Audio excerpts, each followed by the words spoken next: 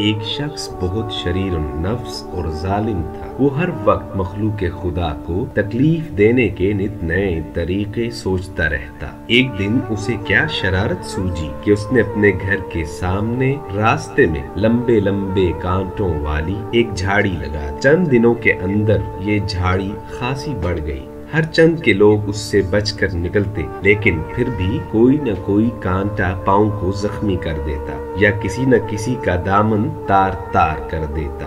لوگوں نے اس پہ لعنت ملامت کی کہ تو نے اپنے گھر کے سامنے یہ جھاڑی کیوں اگنے دی؟ اب تو تکلیف کی انتہا ہو چکی ہے، مہربانی کر اور اسے اکھیڑ دے۔ اس نے مسکرا کر اور رعونت سے کہا کہ ٹھیک ہے، اکھیڑ دوں گا۔ چند دن اسی حالت میں گزر گئے، یہاں تک کہ اب جھاڑی نے آدھا راستہ گھیر لیا۔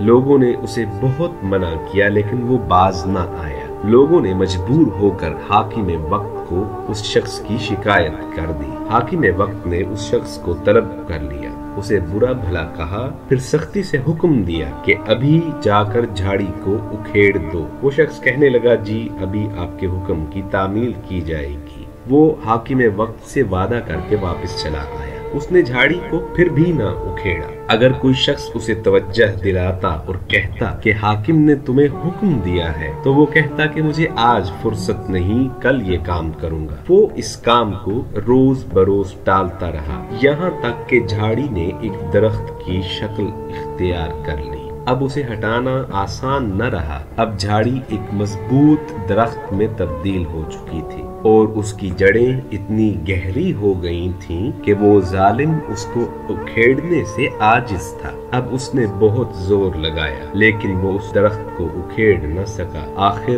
حاکم وقت کا وہاں سے گزر ہوا تو اس نے دیکھا کہ جھاڑی نے راستہ بند کر رکھا ہے۔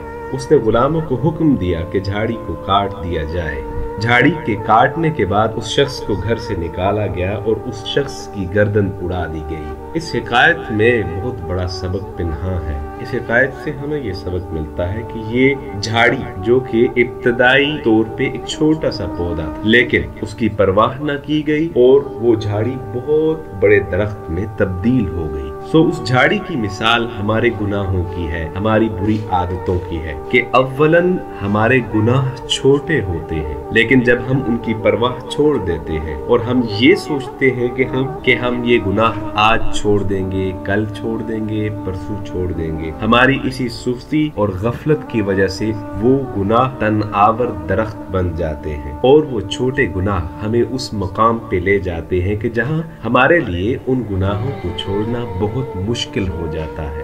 صاحبو، ہر بری عادت کو خاردار جھاڑی سمجھو اور ہر جھاڑی کو، ہر گناہ کو اکھاڑ کے پھینک دینا چاہیے قبل اس کے کہ وہ جھاڑی، وہ گناہ تن آور درخت میں تبدیل ہو جائے۔ اللہ پاک ہمیں بری عادتوں سے، بری خصلتوں سے نجات عطا فرمائے۔ اللہ پاک ہمیں گناہوں کی دلدل سے نجات عطا فرمائے۔ آمین۔